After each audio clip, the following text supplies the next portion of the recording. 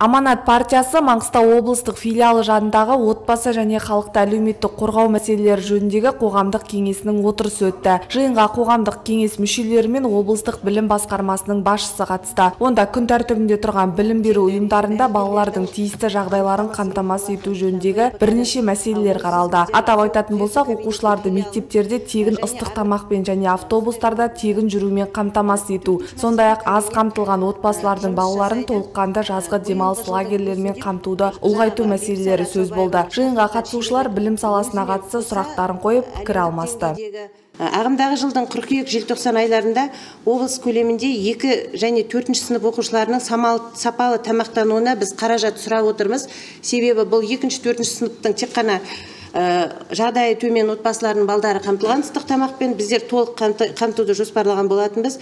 Бұған есебін жасадық. 2-4 миллиард теңге қажет етіледі екен. Осы сұранысты облыс әкімінің аппараттық жиналысында да қаралып талқыланды. Бүгінгі таңда экономика және бюджеттік жоспарлау басқармасына сұраныс жолдадық. 2022 жылы 31.229 бала 25.000 теңгеден материалдық көмекпен қамтылды. Облыс әкімінің тапсырмасына орай, биылғы балалар жылы аясында нарықтағы тауардың өсуіне ескере отырып, бір балаға осы материалдық көмек биыл 25.000 теңгеден 40.000 теңгеге өсті.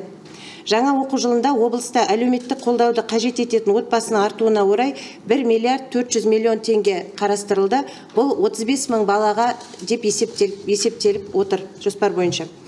Сонымен қатар қоғамдық кеңес отырысында ұжымдық еңбек дауларын шешу мәселелері талқыланды. Өңірде жыл басынан бері кәсіпорындарда 84 ұжымдық еңбек даулары тіркелген. Бүгінде 79 ұжымдық еңбек дауы және соның ішінде 41-і жұмысты тоқтату түріндегі наразылық акциялары толығымен шешілген. Туындаған ұжымдық еңбек дауларында негізгі талаптар жалақыны көтеру мен әлеуметтік пакеттерді жақсарту. Мониторинг бойынша еңбек дауы шешілмеген 5 мекеме қалған. Олардың талаптарын орындау мақсатында кәсіпорын басшыларымен тиісті жұмыс жүргізіліп, өңірлік 3 жақты комиссия отырысында қарастырылып жатыр.